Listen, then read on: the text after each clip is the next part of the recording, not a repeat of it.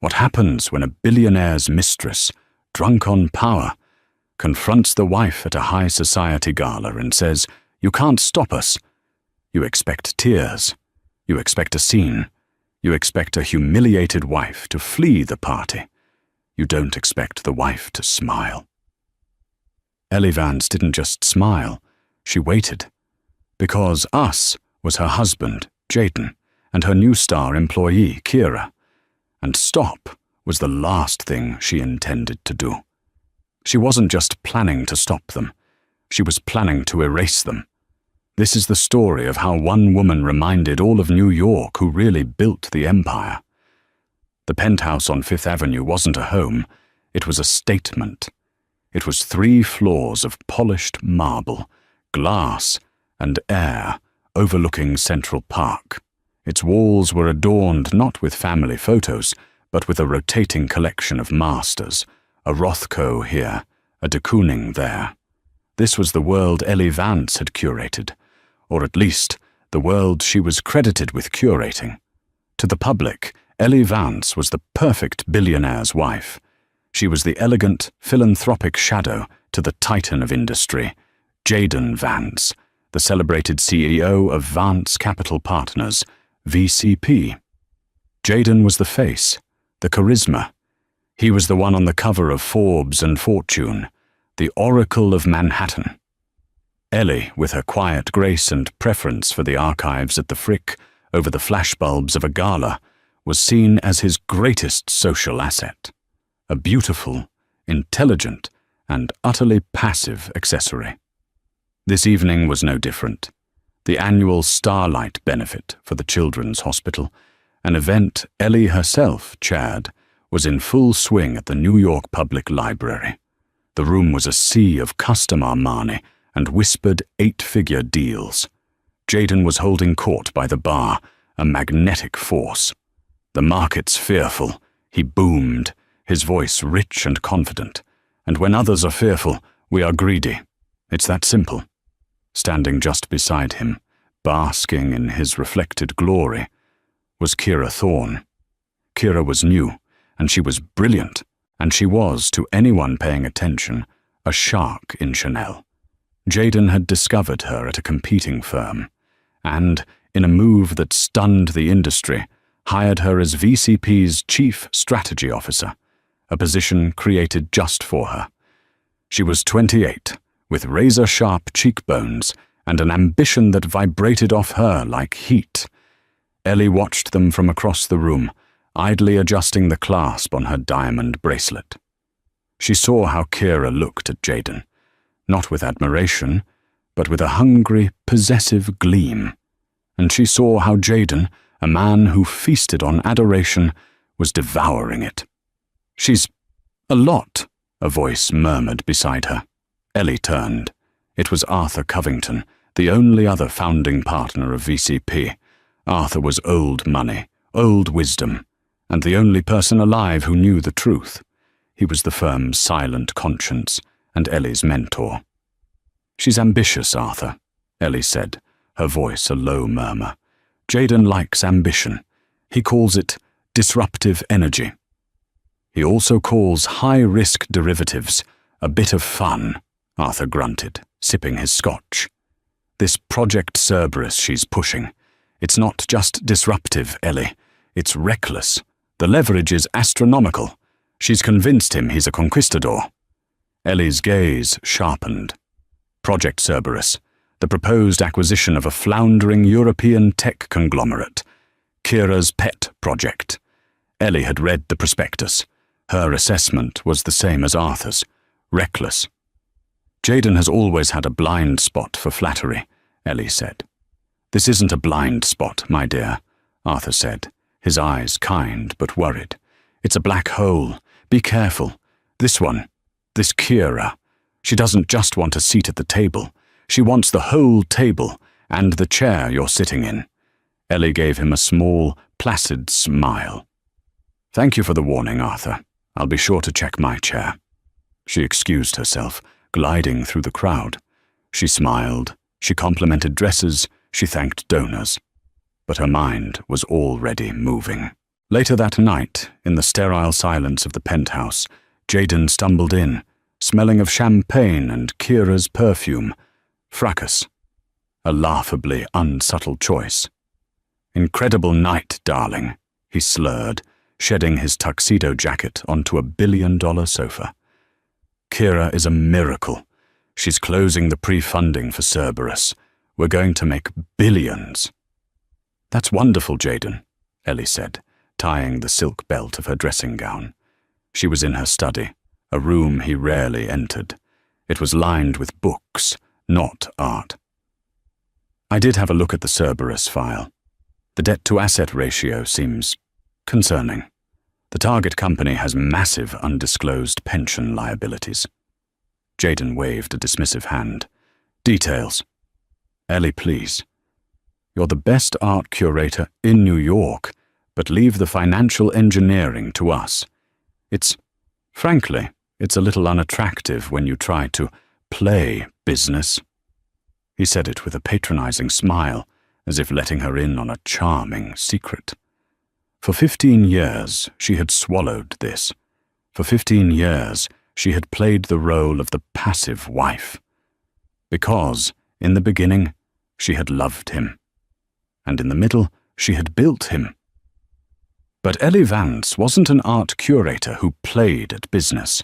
Ellie Vance was a quantitative analyst with a PhD in applied mathematics from MIT.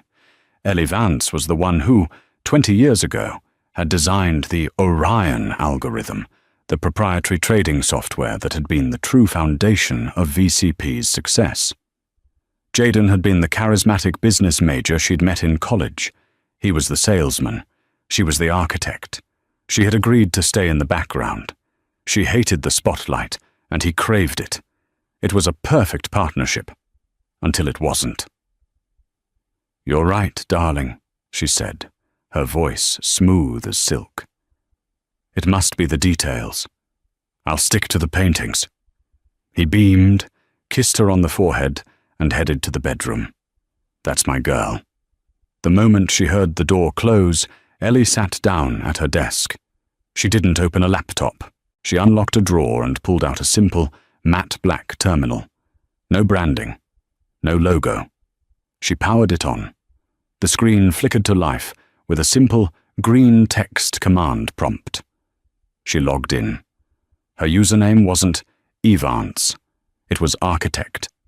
She bypassed the main VCP servers, navigating through the back-end infrastructure she had built. She had ghost access to every file, every email, every keystroke within the VCP network.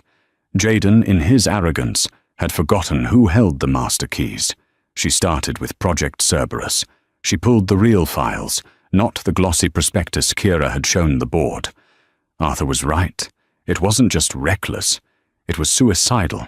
The company they were buying was a house of cards, and VCP was about to guarantee its debt. It would cripple them. Why? It didn't make sense. Kira was brilliant. She wouldn't make this mistake. This wasn't a mistake. It was a plan. Ellie's fingers flew across the keyboard. She pulled Jaden's corporate expense reports. Dinner at Per Se, $2,000.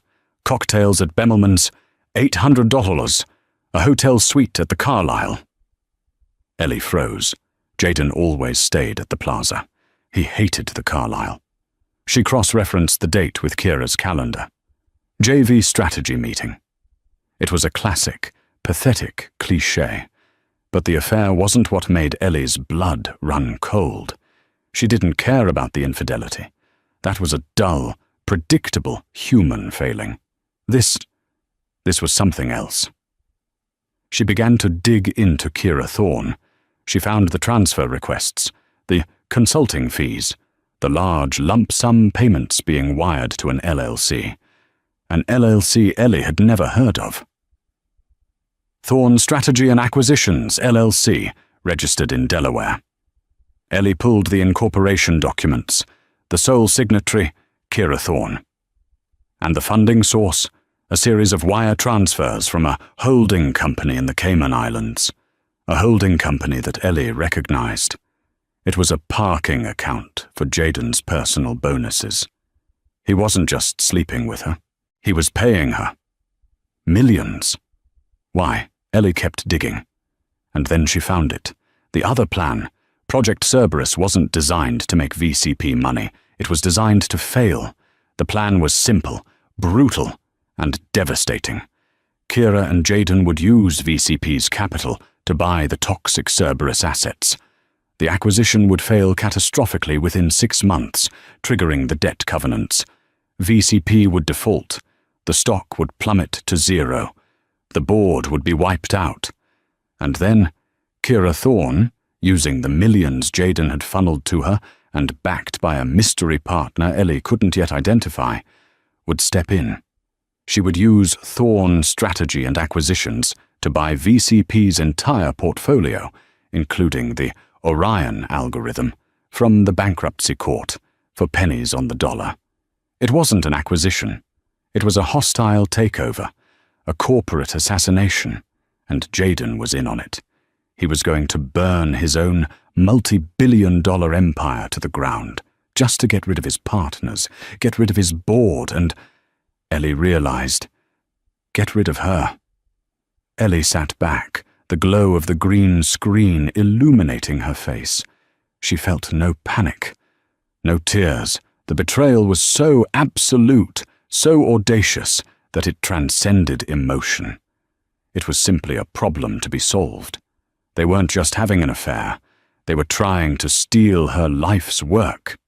Jaden, the charismatic fool, thought he was building a new life with his brilliant protégé. Kira, the ambitious shark, thought she was outsmarting everyone. Ellie Vance, the architect, looked at the blueprint of their treason, and she began to draw up a new one. The next 2 weeks were a masterclass in duality. By day, Ellie Vance was the picture of serene domesticity. She finalized the seating chart for a dinner with the French ambassador. She acquired a rare Manet for the new wing of the Met. She sat with Jaden on their terrace, listening to him gush about Kira's vision. "She's just fearless, Ellie," he'd say, swirling a glass of wine. "She reminds me of me in the old days." "She sounds remarkable, darling," Ellie would reply, her eyes never leaving his. "You must be so proud to have mentored her." I am," he'd beam, puffing up with a pride that was both pathetic and suicidal. By night, Ellie was a ghost in the machine. Her command center, her study, became a war room. She slept 2 hours at a time, subsisting on black coffee and a cold, clarifying rage. She wasn't just auditing. She was building a fortress. First, she contacted Brenda Davies. Brenda was known on Wall Street as the Shark, a forensic accountant so ruthless she could find a single fraudulent penny in the Vatican's budget. "Brenda, it's Ellie Vance," she said, on a secure line at 3 a.m. "Mrs. Vance?" Brenda's voice was gravel. "This is a surprise. I thought you only handled the pretty side of the money. I need you to look at an LLC, Thorne Strategy and Acquisitions. I need to know who Kira Thorne's other partners are, the ones who aren't my husband." "That'll be expensive," Brenda said. "Find it," Ellie replied. "And expensive won't be a word you ever need to use again." Second, she called Arthur Covington. "Arthur," she said, meeting him at a secluded bench in Central Park, far from any listening devices. "They're not just being reckless. It's a coup." She laid out the entire plan, the Cerberus acquisition, the planned bankruptcy, the shell company. Arthur's face, usually so composed, turned a deep, furious red. He had given his life to this firm. The gall of that little, and Jaden, that fool. "Arthur, I need you," Ellie said, her voice calm and absolute. "Jaden has the board charmed. They think Kira is a rainmaker. When this blows up, they'll turn on him, yes, but by then it will be too late. The company will be gone. We need to stop the Cerberus deal before it's finalized." "How?" Arthur said. "He's the CEO. He and Kira have already pushed the vote through the executive committee. The board is just a rubber stamp at this point. There is a way, Ellie said, her gaze steady. Do you remember the Patronus clause? Arthur's eyes widened. My God. Ellie, you wouldn't. That's a nuclear option. It was symbolic. It was never symbolic, Arthur, Ellie said. The Patronus clause was a dormant piece of code Ellie had embedded not in the company bylaws, but in the operating system of the Orion algorithm itself. It was a fail-safe she had created 20 years ago, a moral and fiduciary trigger. If the algorithm detected specific patterns of fraud, embezzlement, or gross negligence originating from the CEO's office, patterns she was now actively flagging, it would trigger two things. First, it would place a silent, system-wide freeze on all major capital outlay accounts. Second, it would automatically void the CEO's voting shares and transfer that voting power, temporarily, to the holder of the original seed capital certificate. Jaden Vance thought his father's money had started the firm. The truth, known only to Ellie and Arthur, was that Jaden's father had laughed him out of the room. The real seed money, $10 million, had come from Ellie. It was an inheritance from her grandmother, which she had funneled into the company through a blind trust, with Arthur as the proxy. The Patronus clause gave Ellie Vance, the silent wife, the power to seize control of the entire company with a single keystroke. He's about to sign the final papers for the Cerberus deal, Ellie said.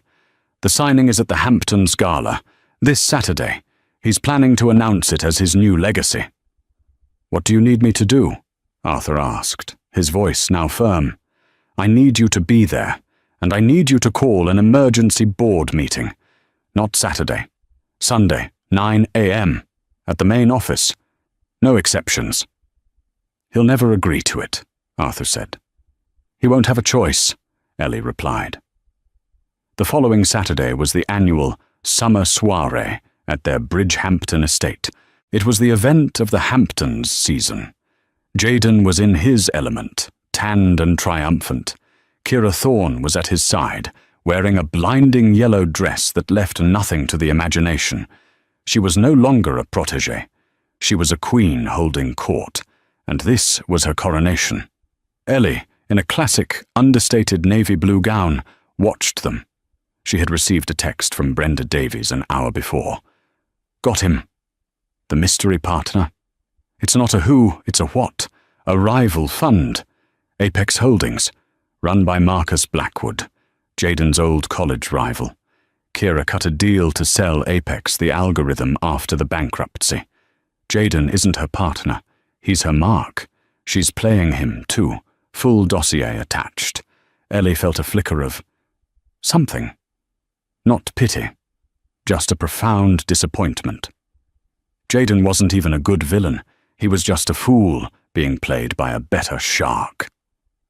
At 10 p.m., Jaden and Kira, along with the Cerberus legal team, stepped into the library to sign the final documents, the deal that would ruin VCP and make them, they believed, the new gods of Wall Street. Ellie remained on the lawn, chatting with a senator. Her assistant, Maria, a quiet, fiercely loyal woman whom Kira had bullied relentlessly for weeks, approached her. Madam Vance, Maria whispered. They're in the library. The signing is happening. Thank you, Maria, Ellie said. Would you please ask Arthur Covington to join me on the West Terrace? A moment later, Arthur was by her side. It's time? Ellie nodded. She looked out at the ocean, glittering under the full moon. Jaden always loved fireworks. She took out her phone. It was not her public iPhone. It was the same black, unmarked device from her study. She opened a simple app. A single button glowed on the screen, labeled Execute Patronus. She pressed it. In the library, 5 miles away from the nearest VCP terminal, Jaden Vance put his $10,000 pen to the paper. He signed his name with a flourish. "Congratulations, Mr. Vance," the lawyer said, extending a hand. "Call me Jaden." Jaden grinned, grabbing a glass of champagne and handing one to Kira. "To the new VCP." "To us," Kira said, her eyes glittering. Jaden's phone buzzed, and Kira's, and the lawyer's. Simultaneously, at the main VCP office in Manhattan, a dozen red lights began flashing on the compliance servers. Jaden looked at his phone. It was a text from the VCP bank. "Funding transfer for Project Cerberus. Failed. Account frozen. Compliance trigger." "What the hell?" Jaden muttered. Kira's face went white. She was looking at an email. From VCP Legal, Automated. Subject: Emergency compliance hold. All executive accounts. "Jaden," she said, her voice suddenly tight. "What is this? What's going on?" It's a mistake," Jaden stammered, frantically dialing his CFO. "A technical glitch." But the CFO's line went straight to a new, automated message. "All VCP systems are currently under an emergency compliance audit. All executive access is temporarily suspended. This message is by order of the Board of Directors." "The board?" Jaden was shouting now. "I am the board!" His call was interrupted by an incoming one. It was Arthur Covington. "Arthur, what in God's name is going on? My accounts are frozen." "Jaden," Arthur's voice was cold steel. "An emergency meeting of the Board of Directors has been called. Tomorrow morning, 9 a.m., VCP headquarters. Attendance is mandatory." "I'm not coming. I'm in the Hamptons. You can't—" "Attendance is mandatory, Jaden," Arthur repeated, "or you will be removed in absentia. You and your associate, Miss Thorne." The line went dead. Jaden and Kira stared at each other, the champagne glasses forgotten. The triumph had vanished, replaced by a cold, creeping dread. The half-signed papers sat on the mahogany desk, suddenly looking like a death warrant. "What did you do?" Kira hissed at him, her eyes feral. "Did you get sloppy?" "I did nothing," he yelled. It must be Ellie, that bitch." "Ellie?" Kira let out a sharp, hysterical laugh. "Your mousy little wife? The one who picks out paintings? What could she do?" The library doors opened. Ellie Vance stood in the doorway, silhouetted against the bright party lights. She was holding 2 glasses of champagne. "Jaden, darling," she said, her voice light and musical. "Kira, you missed the fireworks. Is everything all right? You both look so pale." The air in the library crackled. Jaden and Kira were frozen, staring at Ellie as if she were an apparition. The lawyers and bankers, sensing a domestic explosion, began quietly gathering their papers and backing toward a side door. "Ellie, what is this?" Jaden tried to regain his footing, puffing his chest out. "You have no right to interrupt this. This is a private signing." "It was," Ellie said, gliding into the room. She placed the 2 champagne flutes on the table, right next to the now voided Cerberus contracts. "But it seems the party's over. Arthur Covington just called an emergency board meeting. Something about— what was the term? Gross financial malfeasance. Sounds so dramatic, doesn't it?" Jaden's face went from pale to purple. You did this! You stuck your nose into my business." "Our business, Jaden?" Ellie corrected him, her voice still infuriatingly calm. She turned her gaze to Kira. "And your business too, Ms. Thorne. Thorne Strategy and Acquisitions, LLC. A very ambitious name, registered in Delaware. Such a proactive move for a new employee." Kira's mask of terror shattered, replaced by pure, unadulterated venom. The game was up, and she knew it. The only play left was to attack. She stepped forward, her yellow dress a slash of color in the dark room. She was taller than Ellie, younger, and she used every inch of it, crowding Ellie's space. You think you're clever, don't you? Kira sneered. Going through my private files, you pathetic, jealous relic. You think freezing one account stops anything? I don't know what you're talking about, Ellie said, adopting a look of perfect, wounded innocence. Oh, stop it! Kira shrieked, her voice cracking. Stop pretending to be the fragile little wife. We know you did this. But it doesn't matter. She grabbed Jaden's arm, yanking him to her side. He looked like a bewildered ox. It's over, Ellie, Kira announced, her voice rising, loud enough for the departing lawyers to hear. Do you understand me? It's over. He doesn't love you. He loves me. He's leaving you. We were going to do this quietly, let you keep your paintings and your sad little charities. But you forced our hand. Jaden, caught between two apex predators, finally found his voice, siding with the one he thought held the power. She's right, Ellie, he said, his voice a pathetic attempt at authority. This has been over for a long time. Kira and I, we're together. We are the future of this company. So just stop. Don't make this more difficult than it needs to be. Kira saw Ellie's placid expression and mistook it for weakness. She mistook the calm for surrender. Drunk on her own perceived victory, she moved in for the kill. She leaned in, her face inches from Ellie's. Her voice dropped to a triumphant, venomous whisper. He's mine. The company is mine. You are nothing. And there is not a single thing you can do to stop it. You can't stop us. There it was. The moment.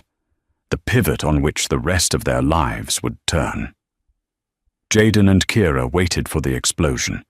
They expected the tears, the screams, the accusations. They expected the satisfying drama of a woman broken. Instead, Ellie Vance held Kira's gaze, and she did the single most terrifying thing she could have done. She smiled. It wasn't a sad smile. It wasn't a bitter smile. It was a small, tight, analytical smile. It was the smile of a mathematician who had just watched her opponent make a fatal, elementary error in their calculations. It was a smile of profound, cold, and absolute certainty. Is that so? Ellie said, her voice no more than a breath. She looked at Kira, then at her husband. She held that smile for 3 long, agonizing seconds. Thank you both for confirming, she said, as if they had just clarified a dinner reservation. Well, I really must get back to my guests. The Prime Minister is waiting. She turned, her navy blue gown rustling. Enjoy the rest of the party, she said over her shoulder. The drive back to the city is dreadful on a Sunday. You should probably leave soon if you want to make the 9 a.m. meeting. She walked out of the library, leaving an Arctic chill in her wake. Jaden and Kira were left standing alone in the silent room. The bravado evaporated, leaving only Kira's hissed, "What was that?" She's bluffing," Jaden said, but he was already sweating through his linen suit. "She's trying to scare us." "That wasn't a bluff," Kira said, her mind, for the first time, racing with genuine fear. "That was something else." "What does she know, Jaden?" "She knows nothing," he roared, panicked. "She's a socialite. She buys art and plans parties. She doesn't know the first thing about the Patronus Clause or the algorithm." "The what?" Kira asked, her head snapping toward him. "The what clause?" Jaden's face went utterly blank with horror. He had just made his second fatal mistake. "Nothing," he stammered. An old piece of code. It's nothing." Kira stared at him. "You idiot," she whispered. "You absolute, useless idiot. She's been playing you. She's been playing both of us." Kira grabbed her phone and sprinted from the room, frantically dialing Marcus Blackwood at Apex Holdings. "Marcus, we have a problem. A real problem. The wife. I think the wife is architect." The line was silent for a moment. Then Blackwood's cold voice came through. "If Ellie Vance is architect, Ms. Thorne, then you are not in a problem. You are in a liquidation. Do not contact me again." The line went dead. Kira Thorne stood on the immaculate lawn of the Hamptons estate, the party's laughter drifting over her, and for the first time in her life, she understood what it felt like to be well and truly, and completely, finished. While Kira and Jaden were descending into a spiral of panicked accusations, Ellie Vance was not celebrating. She was working. She had excused herself from the party, claiming a sudden migraine, a plausible lie that earned her sympathetic nods. Her assistant, Maria, drove her not back to the city, but to a small private airfield in West Hampton. A helicopter was waiting. "Maria," Ellie said, climbing in. "Go back to the party. Pack up the guest rooms, all of Mr. Vance's personal belongings. Send them to his new office, the one Kira leased for Thorne Strategies on Water Street. He'll need a change of clothes." "Yes, Madam Vance," Maria said, her face grimly satisfied. "And Maria, you're no longer my assistant." Maria's face fell. "You're my new chief of staff. I'll need you at the office at 7 a.m. A slow, bright dawn of a smile spread across Maria's face. "I'll be there at 6. Ellie was back in her penthouse study by 1:30 a.m. The city was quiet. She was joined as planned by 2 people, Arthur Covington, looking rumpled but resolute, and Brenda the Shark Davies, the forensic accountant, who looked like she had just been mainlining espresso and righteous fury. She was carrying a stack of binders 3 feet thick. "Good evening, Ellie," Brenda said, dropping the binders on the desk with a thud that shook the room. "Or good morning. You, my dear, have been married to the stupidest criminal in New York history." "Jaden isn't a criminal, Brenda," Ellie said, pouring coffee. "He's a narcissist. Kira is the criminal." 6 of 1, Brenda grunted, opening the first binder. "Here's the fun part. Your husband wasn't just sleeping with Ms. Thorne, and he wasn't just paying Ms. Thorne. He was being blackmailed by Ms. Thorne." Ellie paused, the coffee pot in her hand. "What?" "Oh yeah," Brenda said, tapping a document. "Kira didn't just stumble onto this Project Cerberus deal. She's been working with Marcus Blackwood at Apex for 6 months before she ever even met Jaden. She was a Trojan horse. She targeted him, got him into let's call it a very compromising position in a hotel in Geneva. Photos, videos, the whole 9 yards. Ellie closed her eyes. It was even uglier than she'd imagined. "So Kira blackmailed him into hiring her?" Arthur asked, disgusted. "Not at first," Brenda said. "At first it was just a classic honey trap. She had him. Then she pitched him the Cerberus deal. 'Jaden, darling, we can have it all.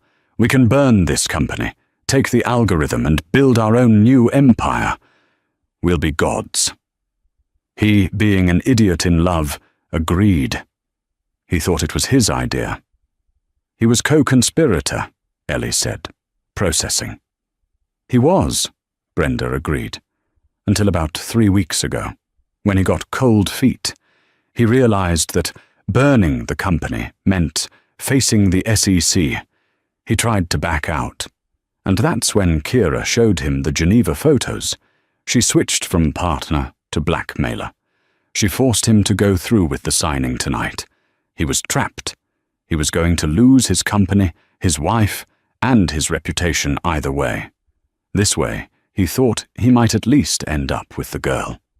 And she," Ellie finished, "was planning to take the algorithm, feed him to the SEC, and run straight to Marcus Blackwood.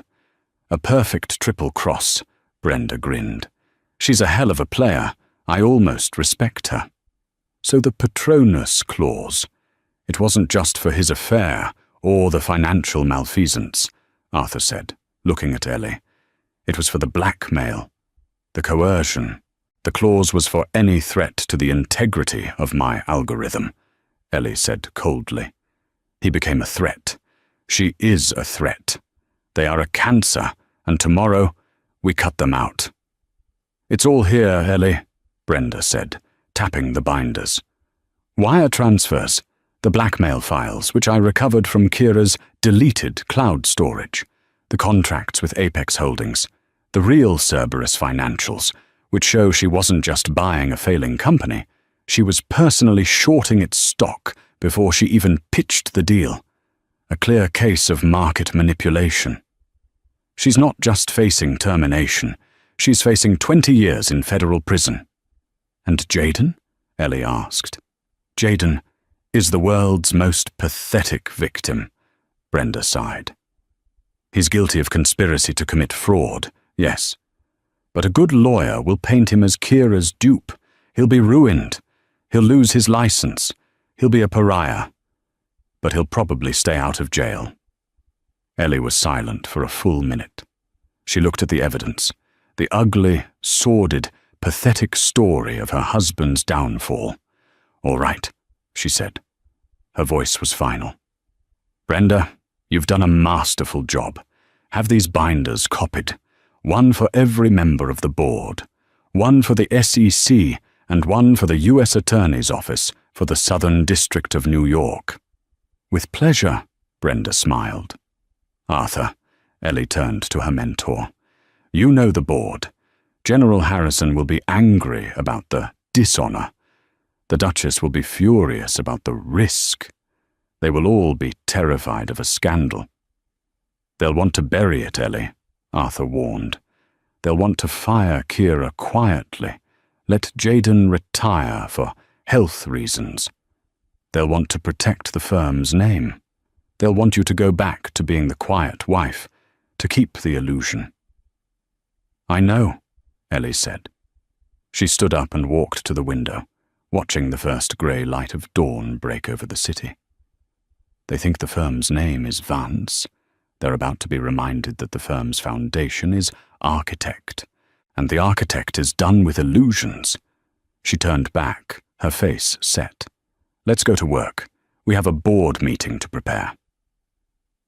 At 8:45 a.m. on Sunday, the main boardroom on the 50th floor of the VCP building was tense.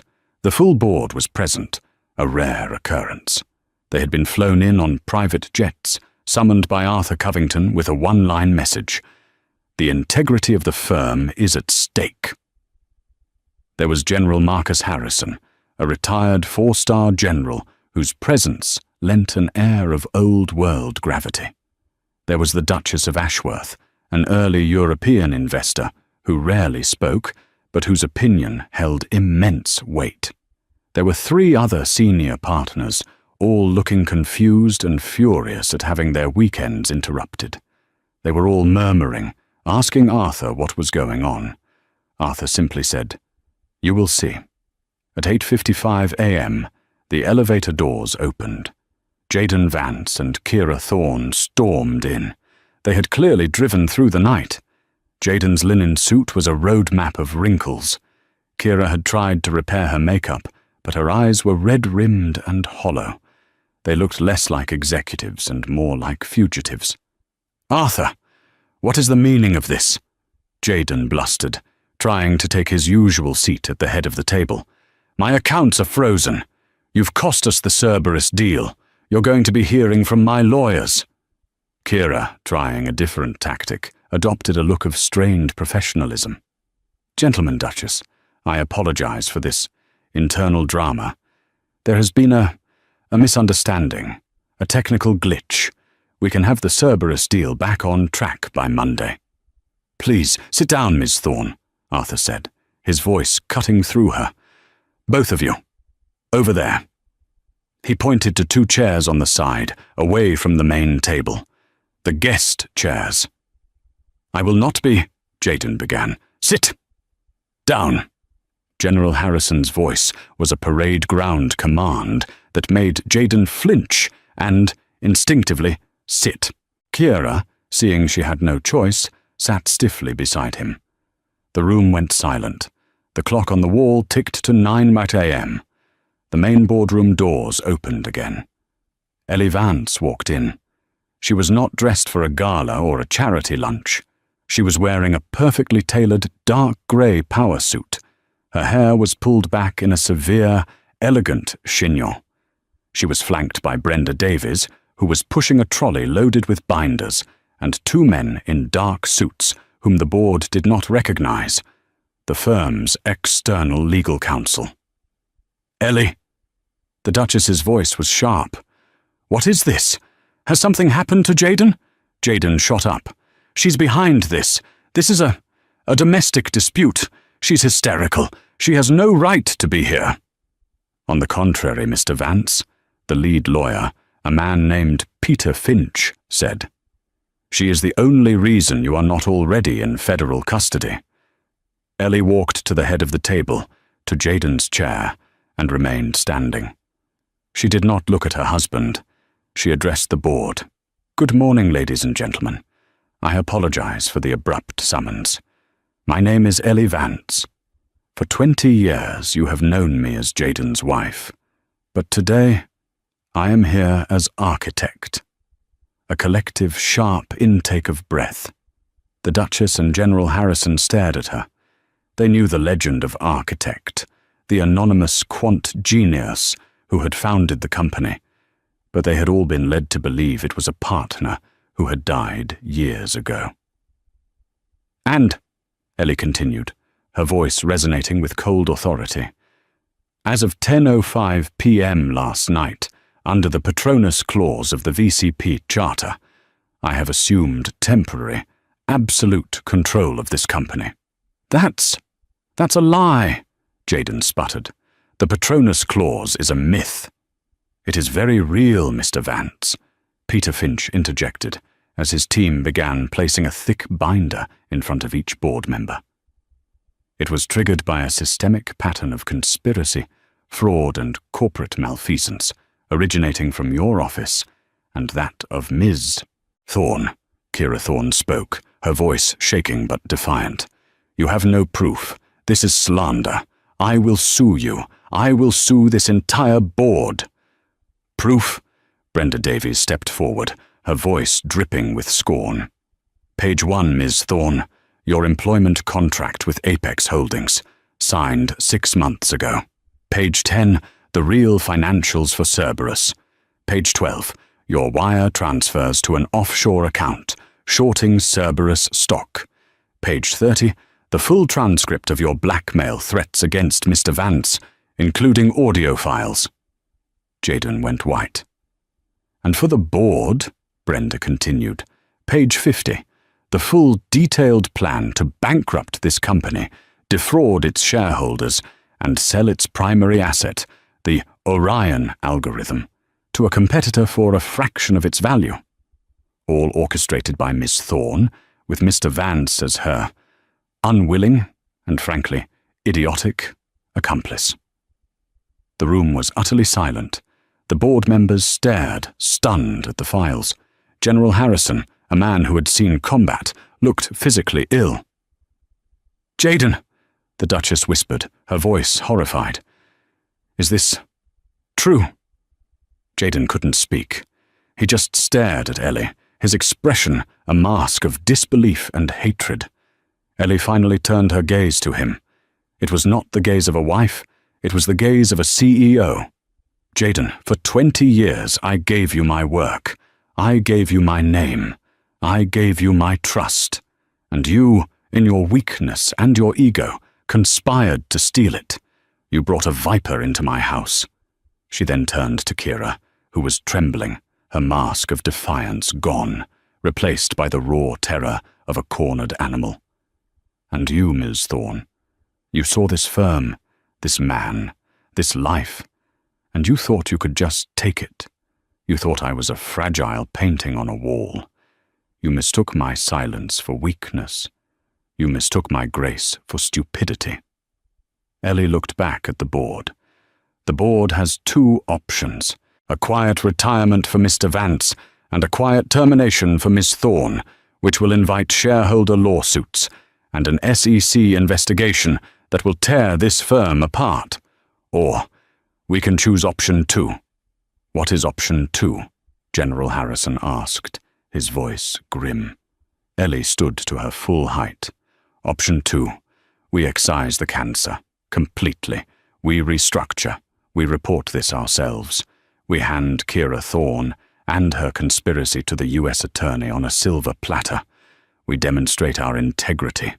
And I, she finished, take my rightful place as CEO of this company. A new silence, this one of calculation. The board looked from the damning files to Jaden's pathetic, broken form, to Kira's terrified one, and then to the poised, powerful woman at the head of the table. It wasn't a choice. It was a coronation. A vote, Arthur Covington said, his voice booming.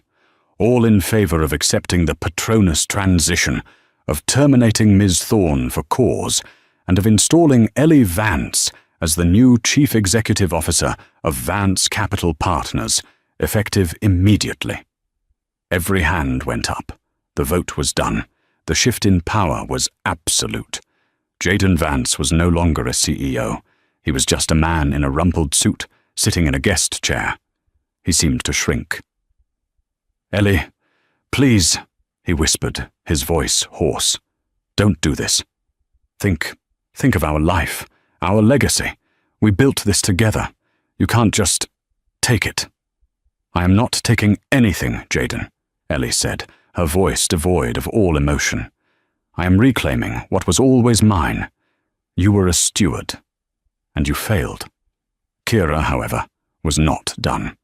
Seeing her future in flames, prison, lawsuits, utter ruin, she snapped. The terror was replaced by a final, desperate, burning rage. She lunged to her feet, her chair clattering to the floor. You bitch!"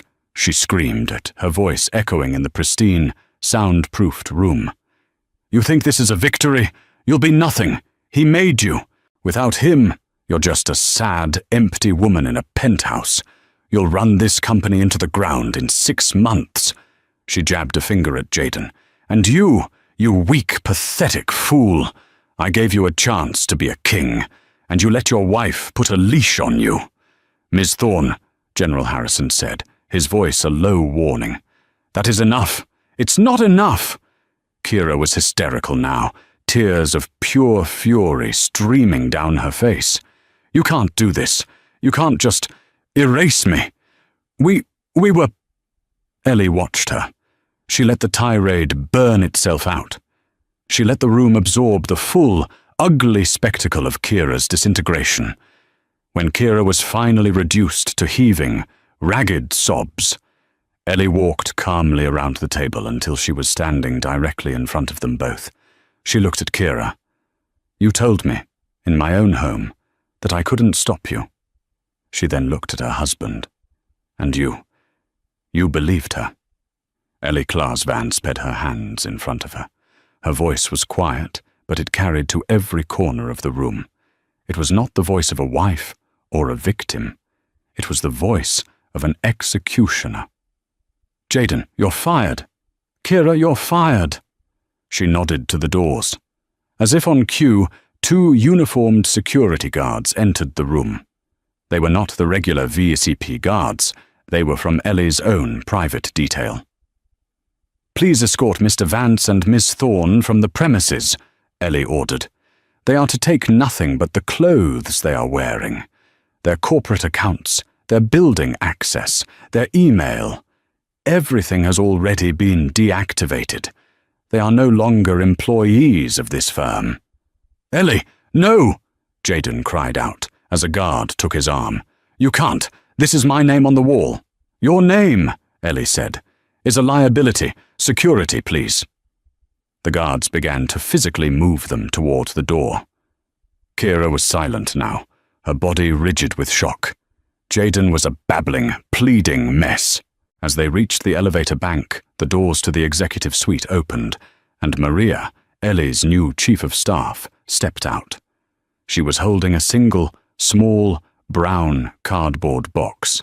She walked past the struggling Kira and stopped in front of Jaden. She held out the box. "Mr. Vance," Maria said, her voice clear and professional. "Your personal effects." Jaden, bewildered, looked inside. The box contained 3 items: a half-dead succulent that Kira had told Maria to throw out weeks ago, a small framed photo of Jaden and Ellie from their wedding, which he had replaced in his office with a magazine cover of himself, and a cheap, ceramic, world's best boss mug his first assistant had given him 20 years ago. It was the ultimate, crushing humiliation. The sum total of his legacy. Jaden stared at the box, and something inside him finally, truly, broke. He stopped fighting. The guards led him into the elevator, a hollow shell of a man.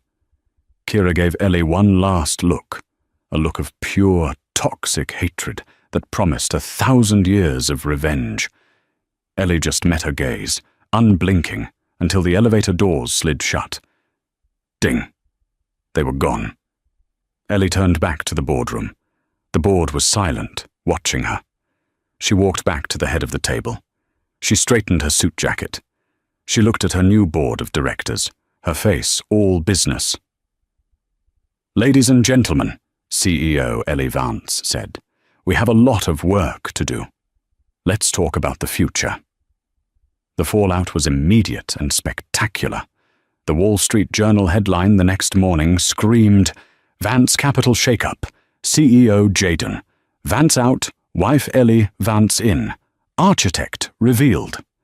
The story of the socialite wife, who was secretly the firm's quant genius, was an international sensation. But Ellie Vance had no time for media. She was in cleanup mode. Her first act as CEO was an all-hands meeting. The entire company gathered in the atrium, terrified, expecting mass layoffs. Ellie stood before them, not with the false charisma of Jaden, but with the quiet, intense focus of a surgeon. "Good morning," she said. "My name is Ellie Vance. You knew me as Mrs. Vance. Today I am your CEO. Let's not waste time. Vance Capital Partners was built on 2 things, integrity and intellect. We have, for a short time, been lacking in both." She laid out her plan. "Project Cerberus is dead. All assets related to it are being unwound. Our firm is cooperating fully with the U.S. Attorney's Office and the SEC regarding the criminal actions of Kira Thorne." A gasp went through the crowd. There will be no retirements. There will be no golden parachutes. We do not reward failure or fraud. Ms. Thorne has been terminated for cause. Mr. Vance has been terminated for gross negligence and breach of fiduciary duty. The shock in the room was palpable. It was a public execution. "But this," Ellie continued, her voice rising, "is not an end. It is a cleansing. Jaden Vance's vision was reckless. Kira Thorne's was criminal. My vision is the one that built this firm. We are returning to the Orion principles. We will be smarter, faster, and more transparent. Anyone who was part of Ms. Thorne's inner circle of sycophants, your keycards will not work this afternoon. Anyone who is here to work, to build, and to win, your real work starts now." She didn't smile. She didn't ask for questions. She just nodded and walked off the stage. The message was clear. The party was over, and the master was home. The financial world, expecting VCP to collapse, watched in awe. Ellie didn't just stabilize the firm, she made it thrive. She cut all the toxic, high-leverage cowboy projects Jaden had loved. She reinvested heavily in the Orion algorithm. She launched a new, multi-billion-dollar green energy fund that was both ethical and massively profitable. Within 6 months, VCP's stock was up 30%. And what of Jaden and Kira? Kira Thorne's case was swift. Faced with Brenda Davies' mountain of evidence, the blackmail, the market manipulation, the conspiracy, she had no defense. Marcus Blackwood and Apex Holdings cut a deal and testified against her to save their own skins. She was found guilty on multiple counts, including wire fraud and conspiracy, and sentenced to 15 years in a federal penitentiary. Jaden Vance was ruined. The divorce was quiet and brutal. Ellie kept everything: the penthouse, the art, the company. Jaden, stripped of his licenses and his reputation, was left with a single, small bank account Ellie had forgotten to freeze, containing just enough for him to rent a small apartment in New Jersey. He became a ghost, a "where are they now" cautionary tale. The final scene took place 1 year later. Ellie was in her office, the CEO's office. It was redecorated.